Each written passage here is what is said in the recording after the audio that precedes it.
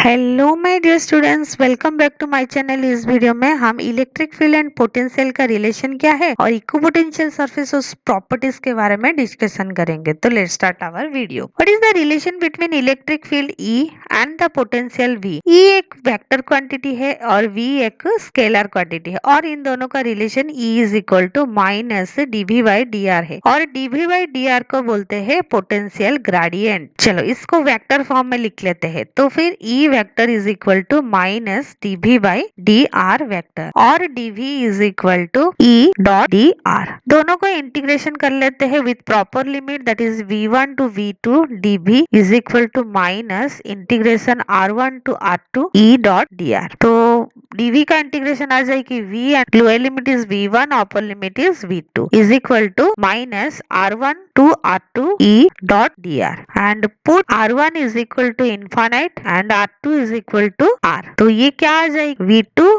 Minus V1 is equal to minus integration infinite to R E dot dr।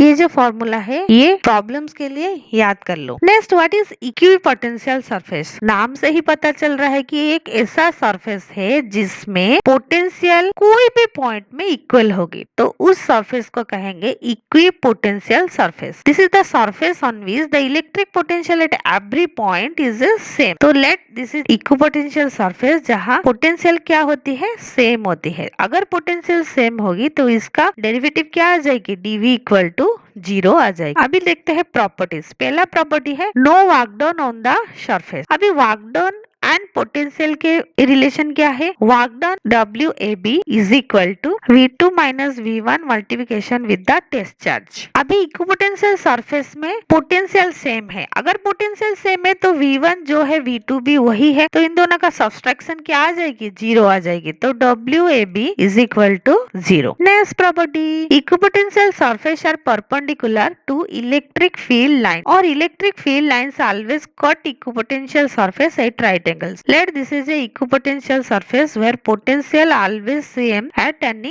point. तो इसका जो electric line बनेगी वो इस इक्विपोटेंशियल सरफेस को 90 डिग्री में कट करेगी। And next property is closer the surface stronger the electric field और when they are far apart weak electric field. Let's suppose there are the concentric equipotential surfaces. If in a particular space surfaces number are very large, means they are very close to each other, then there is strong electric field. If they are far apart from one another, then there is the weak electric field. Now equipotential surface of a positive point charge, एक positive point charge है, उसका equipotential surface कैसे बनेगी हम drawing करके देख लेते हैं। Let's suppose this is the positive charge, okay, and equipotential surface are equispaced and having the equal potential also. तो these are the concentric circles of equipotential surface and the lines of force are cut these surfaces at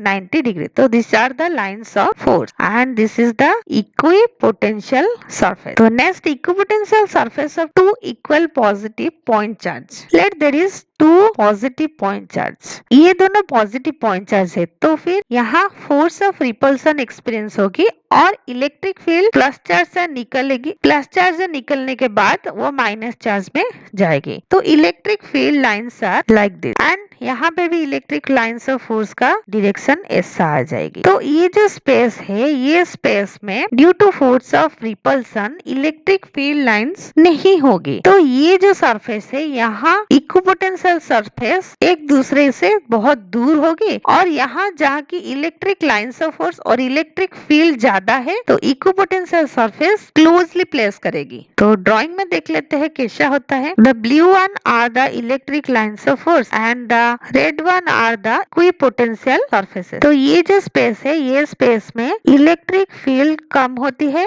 means इसका strength कम होती है, इसीलिए equipotential surface थोड़ा space भी ज्यादा होता है। और ये प्लेस में जहाँ की इलेक्ट्रिक फील्ड ज्यादा स्ट्रेंथ होती है वहाँ इक्विपोटेंशियल सरफेस क्लोजली प्लेस होते हैं। Next, equipotential surface of two equal and opposite point charges. अगर एक प्लस चार्ज है और एक माइनस चार्ज है तो इसमें फोर्स ऑफ अट्रैक्शन होती है। ये फोर्स ऑफ अट्रैक्शन के वजह से इलेक्ट्रिक फील्ड का जो डायरेक्शन करंट प्लस से निकल के माइनस में एंड होती है। These are the electric lines of force which are created from positive test charge and ends on negative charge. These are the electric field lines. अभी equipotential surface draw करते हैं। Clearly यहाँ दिख रही है कि यहाँ फोर्स ऑफ अट्रैक्शन है। तो ये जो फोर्स ऑफ अट्रैक्शन है, इस वजह से ये दोनों चार्ज के अंदर जो एरिया है वहाँ भी इलेक्ट्रिक फील्ड लाइन है। इट मीन्स यहाँ भी इलेक्ट्रिक फील्ड का स्ट्रेंथ ज्यादा है comparatively to the outer space. सो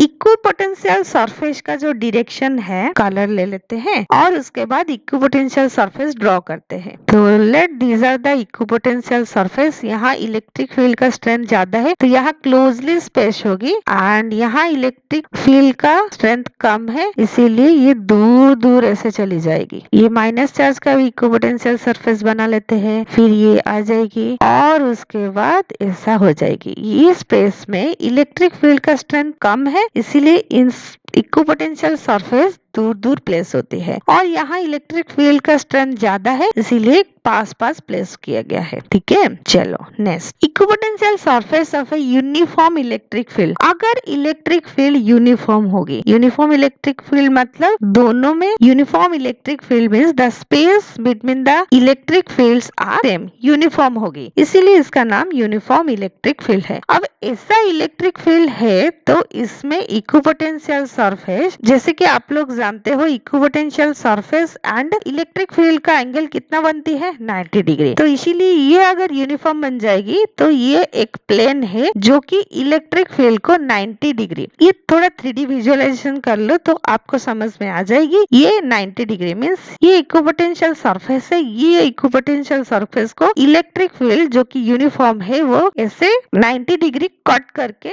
जाती है। आज का जो टॉपिक है 2 और 3 मार्क के लिए वेरी वेरी इंपॉर्टेंट है। आई होप इक्विपोटेंशियल सरफेस का क्विक रिवीजन हो गया है। अगर वीडियो अच्छी लगी तो लाइक कर लो, चैनल को सब्सक्राइब कर लो and get updated with my video. Till then bye bye.